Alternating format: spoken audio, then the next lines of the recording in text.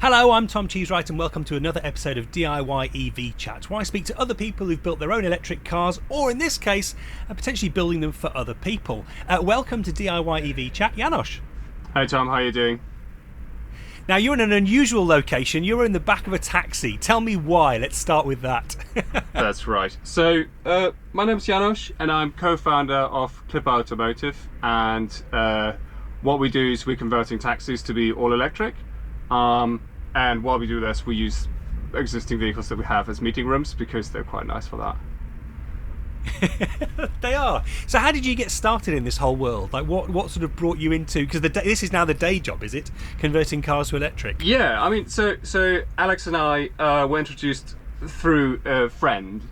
So Alex is a bit older than me. He's got 2 kids. He's got a house in South London, right? And so he's very interested, or came to this from the social angle, from the air quality angle, right? Because he cares about his, about his fellow citizens and stuff, right? And I'm a software engineer by trade.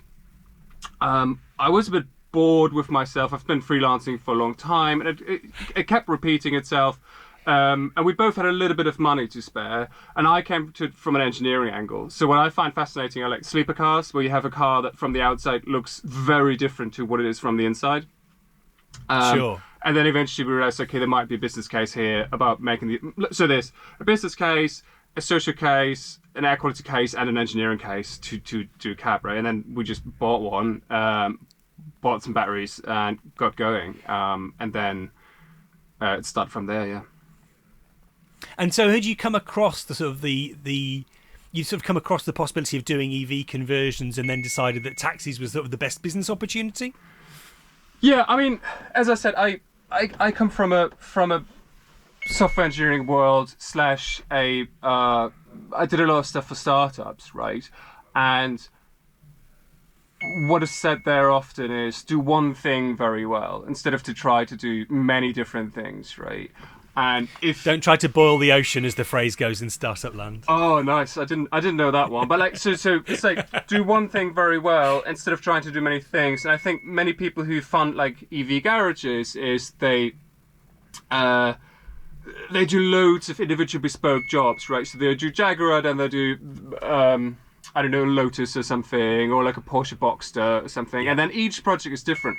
The interesting thing about the cabs is they're like a cookie cutter thing, right? They're like one is like the other.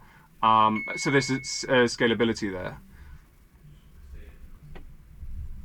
Sure. And so when you say you bought a car and bought some batteries, was it sort of DIY at this point? Were you learning on the go, or had you done a similar sort of project before? We were most certainly learning on the go, yeah. So I hadn't done any electronics hardware stuff, purely software. Alex is a mechanical engineer, right? But neither of us had done much with cars before. So that's kind of we learned the hard way a few times. The interesting thing about this is hardware. Your mistakes can have severe consequences, right? If you write a bit of code and something goes wrong, that's fine. You can revert your change. Sometimes you have to restore a database.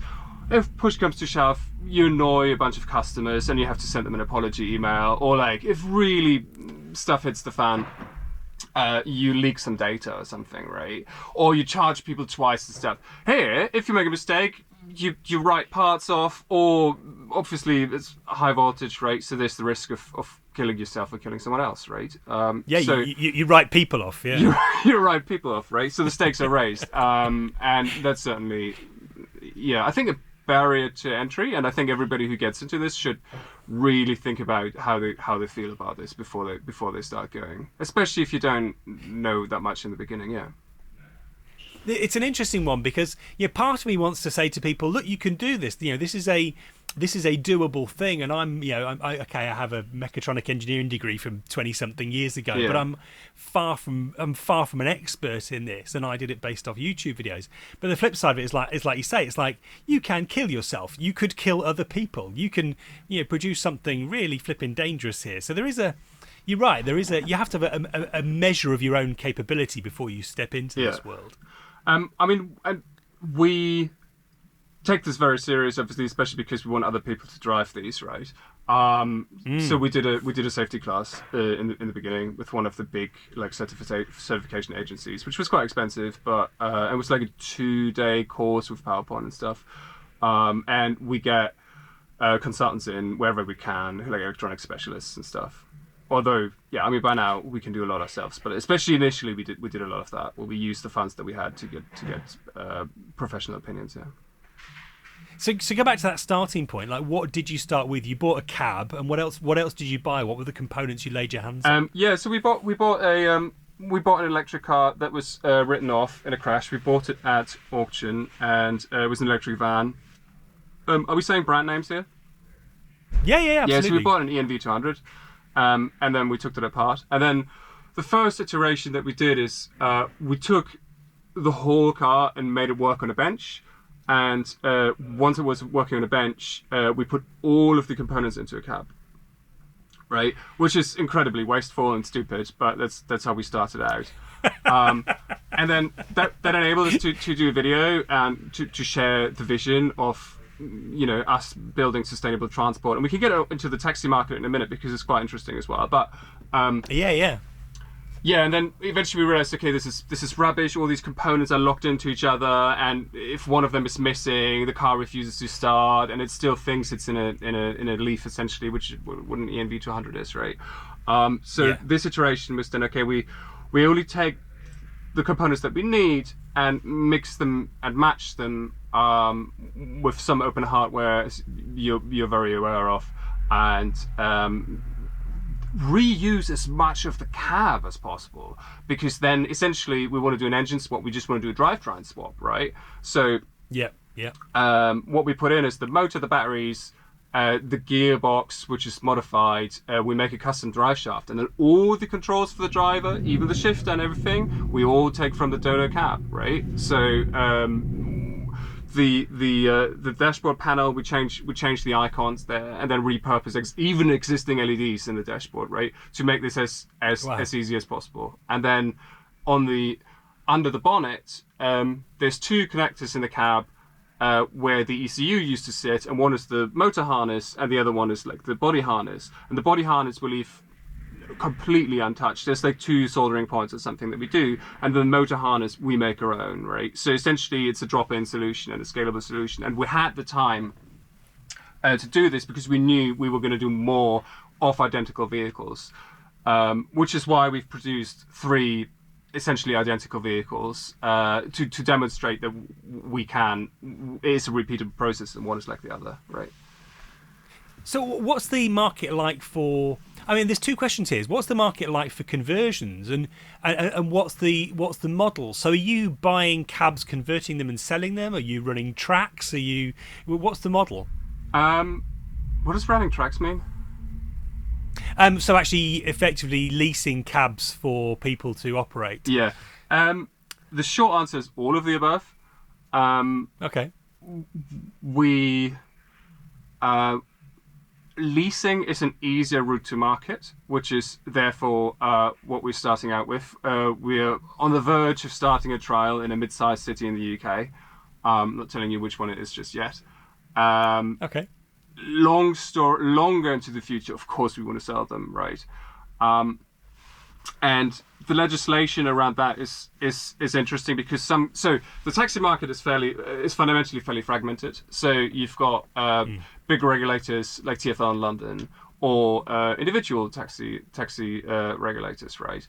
And they kind of make their own rules, and some of them really understand what we're doing here. Look, it's good for your citizens. The wheelchair accessibility is still there. It's a recycling element. You break the cycle of what is it? Produce, consume, throw away. Produce, consume, throw away. Right. Instead, it's reuse. What's the one? Reuse, recycle, repurpose. Reduce, right? Reuse, recycle. Yeah. Yeah. There we go. Thank you. And so they really get it and go like, yeah, you can run these here, no worries, right? And then others go, yeah, but on the V5 it says it's a diesel. But so yeah, no, okay. So now it says it's electric on the V5, right? And but it says it's an old car. We don't allow old taxis here because they're more polluting. We're saying no, we've changed. Yeah, but it's the it's the computer says no. Which it was why it was very important for us. And I saw that in your list of questions, right? To make sure we get the green flash on the reg, right? Which I think if you do a private vehicle, some people don't bother with that, right? So they maybe change the engine type or whatever, and they go, okay, well we can't be, I just pay the £100 a year, whatever road tax is. I'm not sure how much it is, or 150 or whatnot. Yeah. Whereas for us, depends on the car. It can be like 300. Yeah. Yeah, sure. I mean, for us, it was very, very important to make sure we get the all ducks in the row there to show what they really are. And that's become a bit of a bone of contention in the conversion community, because for pre-2001 cars, it seems to be relatively straightforward. Certainly mine, sent some forms off, got one inquiry back, sent some forms back, and that was it. They came back with a new V5. Nice. Whereas I know people who've got post-2001 cars have had much more of a wrestle because of the change in the laws there. But you seem to have cracked that for at least for this sort of commercial sector of the market. Yes, I hope so, but they changed the goalposts a bit as well. I don't want to spoil too much because we're going to make a separate video for that, where we outline the process for everyone. My co-founder Alex is going to do that because he's doing most of the heavy lifting there. But we have converted like an 02 and an 07 vehicle, and they've got the flash, and then the 62 vehicle license plate, that is, so 2012. They made a new form just now, and we have to send them some more stuff, but hopefully they will understand that we're still the same guys doing the same thing. Fingers crossed. There's hope then, which is good. And I think it is different when you're now a sort of a formal organisation doing conversions, which is somewhat different to an individual doing it at home. Perhaps they seem to be rather more open to formal bodies who are set up to do this, rather than people on their driveway, which I sort of understand. So tell me about where you're at now. I mean, I guess there's this limit you might want to give away in terms of what you're doing, but about there's an interesting question of packaging when you're dealing with a taxi. Like, how do you package the batteries in there without losing that wheelchair access, without losing everything? And then what sort of range are you looking at with these conversions? Yeah, I mean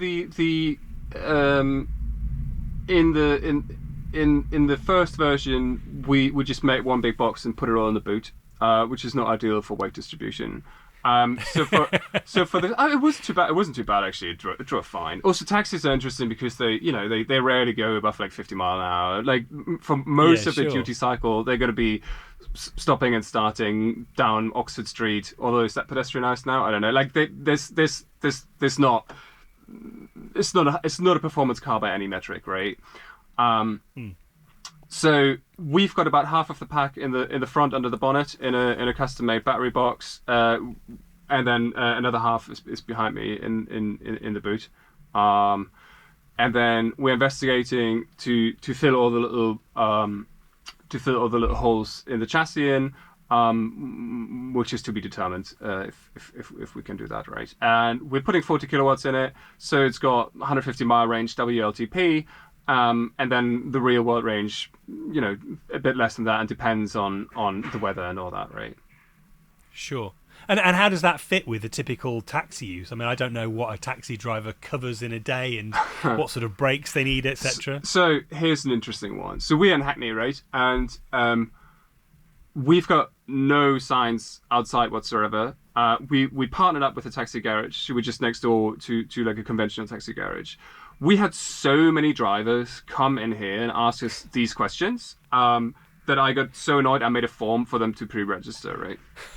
So they come in and they go, it's like, Dave, hi Dave, how you doing? Yeah, oh wow, this is amazing, right? When can I get it? How much is it? Okay, so sign here, put your email address, well done, sign. Put your email address here, put your phone number here.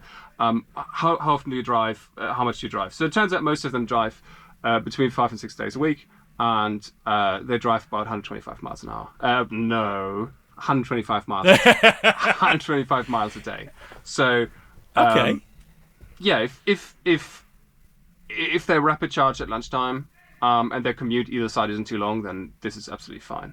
And we know that if you ask them what the three priorities are, it's range, range, and range, or range, range, and price. So we're very, very aware of that. So the current. But that makes. Yeah, sorry. I mean, that makes even 40 kilowatt hours, fairly practical. Like say with fast charging and with the incoming sort of increases in density, etc. Yeah. You can very easily see that you're getting to full day without a ridiculously large pack. Yeah. On a single charge. Yeah. I think it's fine. If they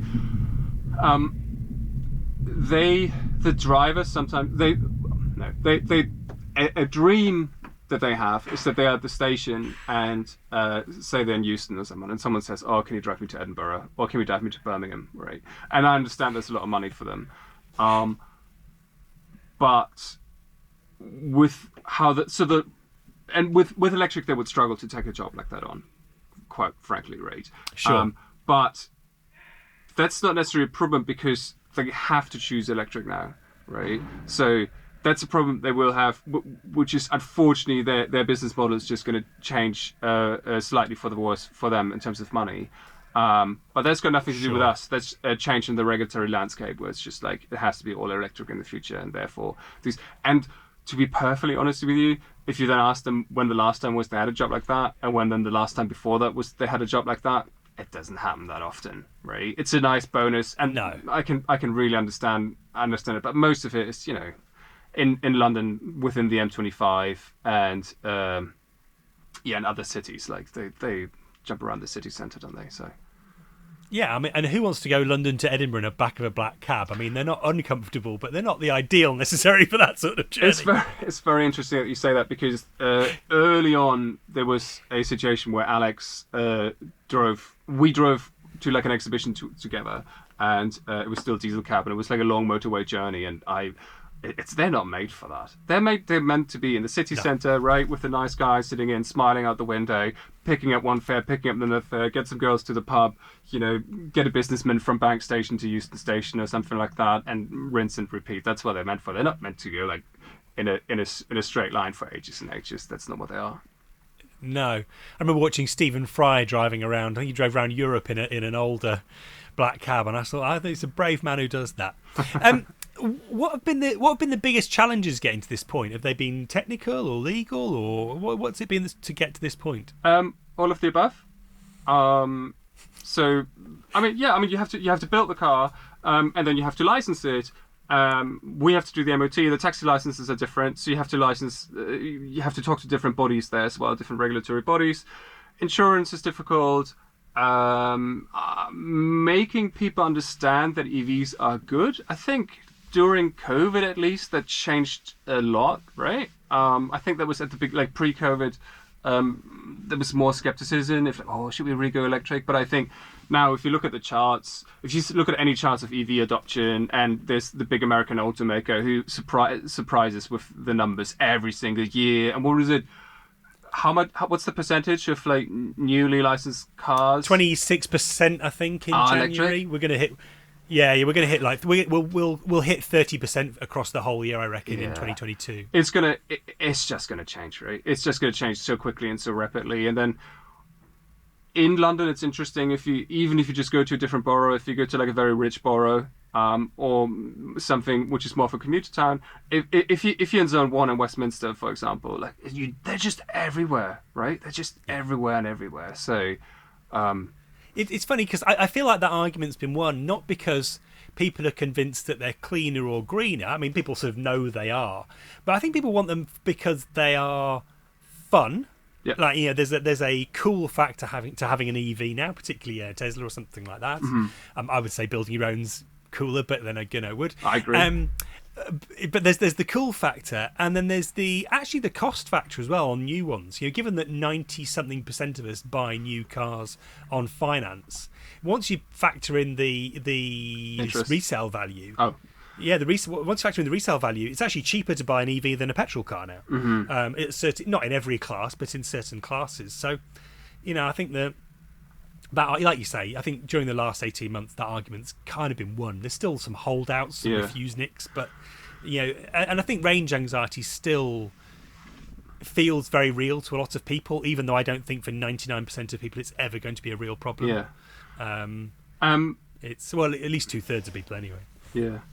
And then additionally, maybe, so we're bootstrapping this. So we have been supported by friends and family. We raised some investment, right? And then we've been supported by government grants.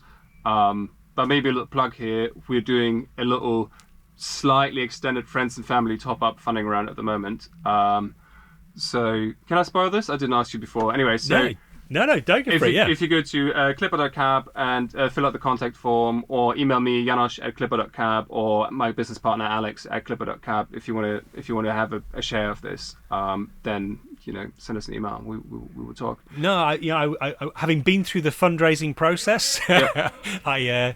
I wish you all the best of luck with that. And I think bootstrapping this stage and doing your friends and family plus the grants thing is that's hard yards. It's painful, but so it's but it's, the flip side is you own it. So it's that's right.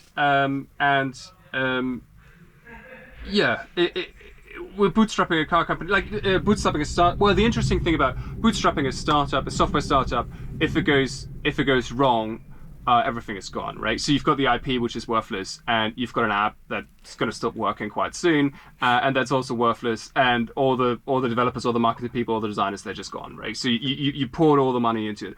The interesting thing about this, even if this would fail, you still have the cars. Right, we're still producing assets. Assets, yeah, exactly. Actual assets, which is quite interesting. Not just a bunch of leased Macs that have to go back. And I think some investors they're more used to like emoji apps or something. They go like, oh, what, you spend all this money and like, where's the rentability and all that?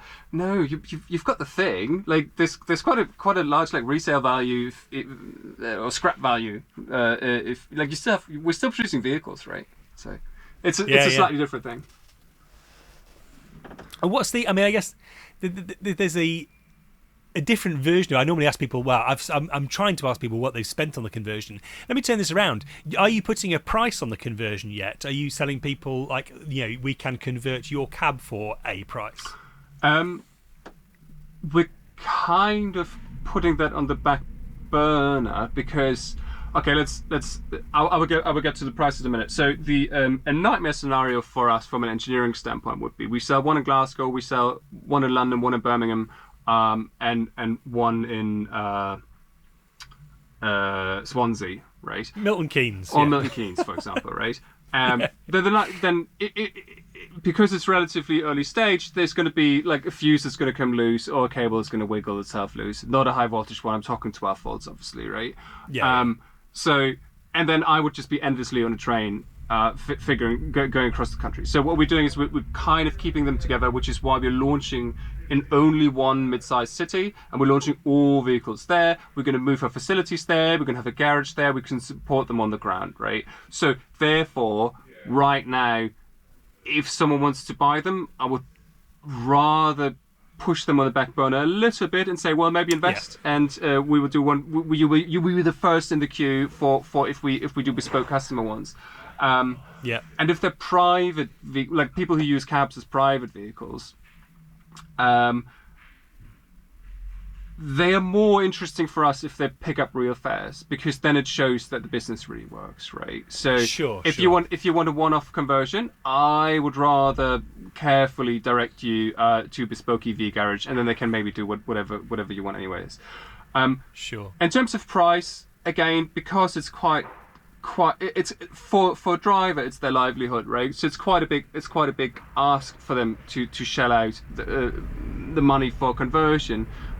So we're going to rent them out on a weekly basis, and we're going to be competitive with what is out there.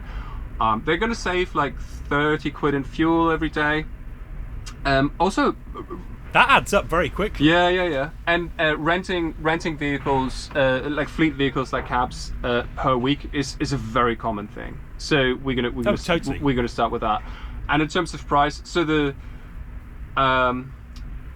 a company that makes new taxis, which happen to be hybrid. Well, they claim to be electric, but they're hybrid only, right? So they've been quite clever in hiding the exhaust pipe. And I know friends who are not really into cars and stuff, and they think, oh yeah, the new taxis are electric. Why are you making these? No, first of all, they cost a fortune. They cost 70 grand, right?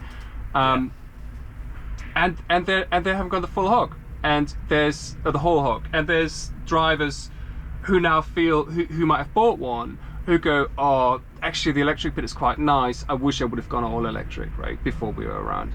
And then the other option that drivers have is a van conversion, which they don't really like for various reasons.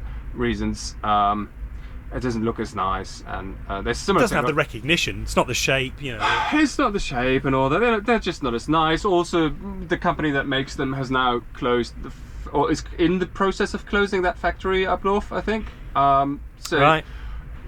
So do you really want that? So, or if you've got something that's old anyway, why don't you upcycle a taxi, right?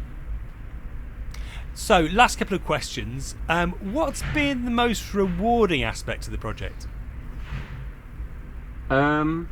This is great. I mean, I love to challenge myself. So does Alex. They've been loads of challenges, and it's quite. It's great when it drives the first time, and it's great when you crack certain issues the first time and seeing something work.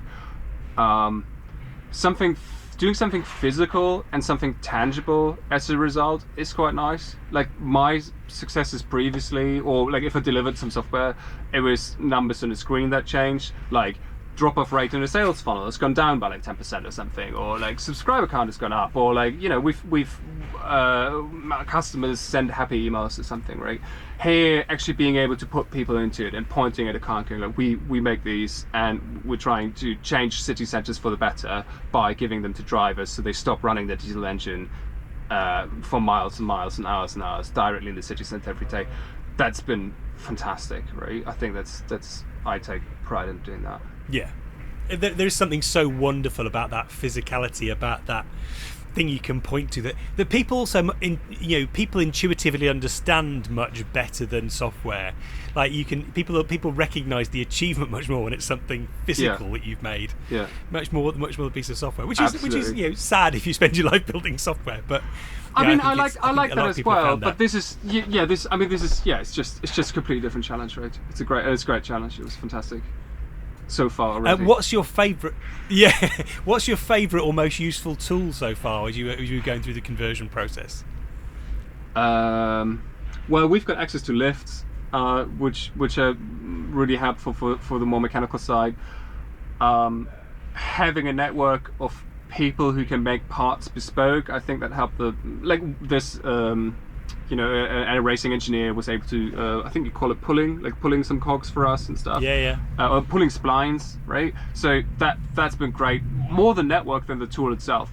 In terms of the tool, open hardware has been great. It's been a great learning experience. Being able to make your own circuit boards. Yeah. On the electronic side, I mean, yeah, I just put the soldering iron away to get in here. Literally did something in the morning. I'm going to do some in the afternoon to make the circuit board for the next vehicle, right? But yeah, it's maybe one thing. It's fascinating how many different skills you need for this, right? So on the business side, we need to talk, right? So we're doing drumming, raising awareness, right? So making some noise and showing, hey, we're trying to do something here, and we're trying to do something great, and you can be a part of this. Like, please get in touch. That's a thing. At the same time, okay, something is wrong in the code. I have to debug the code. That's normal. I'm used to that one. And then something is wrong in the hardware. Oh, something puff there. Okay, why is this? Get the multimeter out. Oh, oscilloscope. All right, get the oscilloscope out. Look at the thing. And then all of a sudden, oh, we have to lift some heavy boxes now. Oh, we have to cut a new bracket there. We have to do a little bit of welding or something. And then the now you have to understand weird licensing texts and have to understand them again. And don't underestimate the taxi licensing is mad. It's mad how much there is. So that we've got all the normal licensing and then additionally the taxi licensing, right?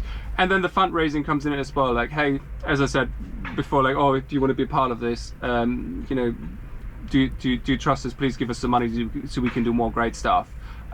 So the variety of what you need to either be good at or try hard to be good at, and then see where you get is pretty intense. And I think at least some of those aspects are different to someone who does bespoke conversions, where Yes. and I guess the budget is then different as well. We have like leather seats, or where it's like part of a restoration job as well. And I fully get that. I love old cars and stuff, right? I fully get that. But it's a slightly different problem set that we have that most other people have, I think.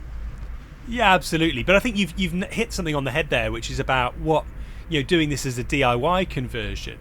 What appeals so much is that breadth of challenge. It's people who are used to doing software suddenly learning electronics and learning to weld and stuff, and it's people who are, or from the other way around, people who are used to working with cars suddenly trying to get their heads around code and electronics and everything. I think that's why you look at the breadth of people doing conversions at home. I think it is that new set of challenges that you face. You've just got that plus all of the usual startup challenges on top. Yeah, exactly. Which frankly challenging enough in their own right. Yeah. So last question, what's next for you? What's next for Clipper? So we're gonna put them on the road with rear drivers as soon as we can. I think Alex is literally on the phone now to the council to get. So there's the approval process. So you have the MOT, and then they've got their own inspection and stuff, right? That all needs to be booked in, and all the ducks need to be put in a row. Getting the first rear driver in to collect rear fares, that's going to be fantastic. And then so there's a small limited top-up round now, which is already more than half subscribed already. Based on these generating real revenues, we will then do a bigger funding round with a different valuation later in the year, and then we need to. So we've demonstrated that we can make multiple of these by making 3. We then need to make 10 or 20, right? Which is then going to come with its own challenges, hashtag chip shortage, right? And from then on, we need to launch in other cities, make even more cabs, and then we already need to think about other vehicles, right? Because the cab market is certainly big enough for us for now, but you can make more if you do more vehicle types. But again, all the way, this is a nice thing actually, all the way back to the beginning, we're trying to do one thing very well. We don't want to overstretch ourselves too early. So we're going to do the best cabs that we can with the best range, cheap to make. And once we nailed that, we will then do one more vehicle type. And then we will do one more vehicle type, right? And that's the vision, I think. Fantastic. Best of luck with it. Thanks for coming on, Janosch. And great to see you in the back of that cab. All Cheers. Right. Thank you for your time, Tom.